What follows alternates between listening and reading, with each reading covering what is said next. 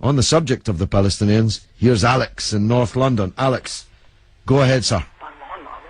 Hi George, I'm calling from North London. I've been listening to you for 3 months now. Okay. Never had the chance to speak to you. Okay. But I was just calling on. I was listening to you a couple of nights ago, and you were talking to these people, and they were saying that Israel, the Jews, did not have the right to gain Israel from the Palestinians. And I was just saying, throughout history, the Jews have been persecuted, obviously, from the Holocaust, and we were granted Israel as a result of this.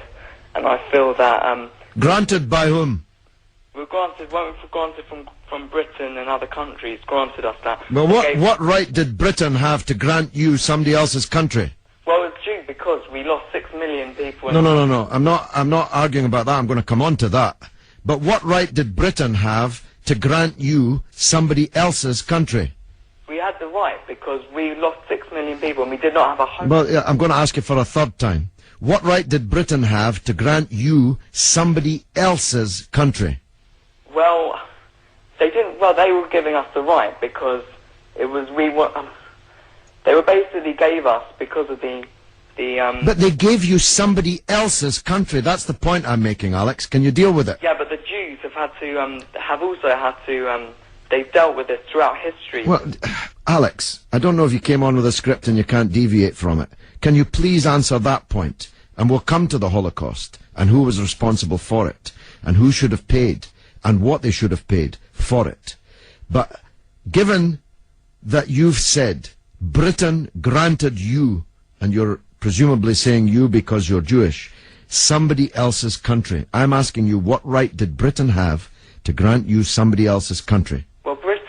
Britain, you could say they didn't have a right, but they came in and dealt with us and with the Jews having lost all these lives, and they basically granted us this land. Okay. Well, I see I'm getting nowhere on this, Alex, so let me deal with your overarching point. Maybe you're just not equipped to deal with the principal point that I have made.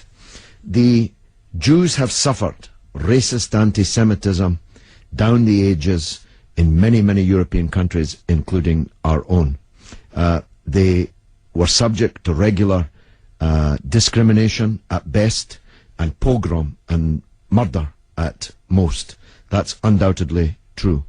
The one place in the entire world that Jews were neither discriminated against nor subject to pogrom was the Muslim world. In fact, so much was that the case that when Christianity came back to power in Spain, in Andalusia, in the western extent of the Islamic Empire, when the Muslims left, the Jews left with them because they feared the Christian anti-Semitism which would be unleashed in the wake of the departure of the Islamic civilization in the West.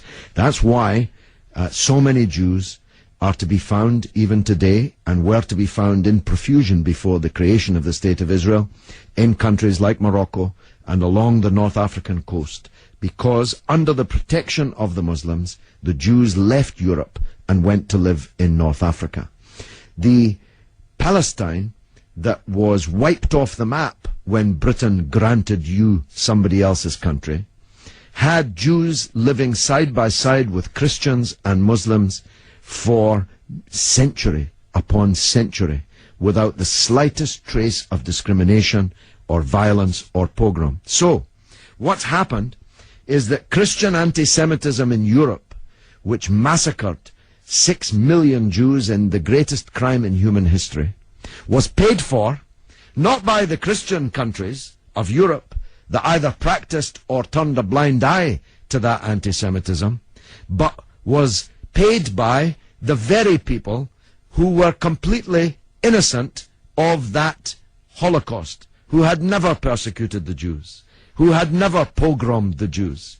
And that seems to me to add insult to the injury suffered by a people whose country was wiped off the map, who were dispersed into exile, to make way for a Zionist idea which was granted to European Jews, because these were the first settlers, granted to European Jews by Britain. And as you have singularly failed, 4 times I asked you, to acknowledge that Britain had no right to give away somebody else's country, one country giving to a second people the land that actually belonged to a third people, it seems to me an all-round injustice, don't you think, Alex? Yeah, I agree that they didn't so much have the right, but they were stepping in after the Holocaust to grant it to the Jews. But it was long before the Holocaust that Britain stepped in.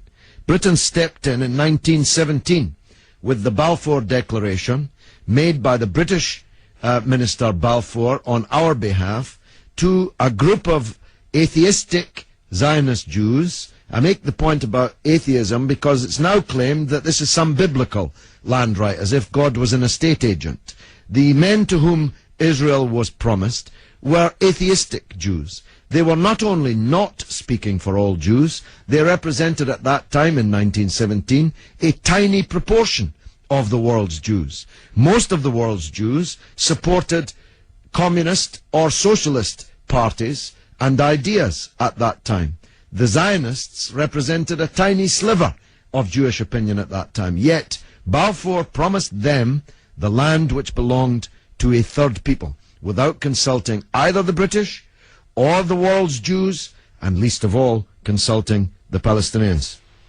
Okay, well, thanks very much for talking. Okay, Alex, thanks for listening, my friend.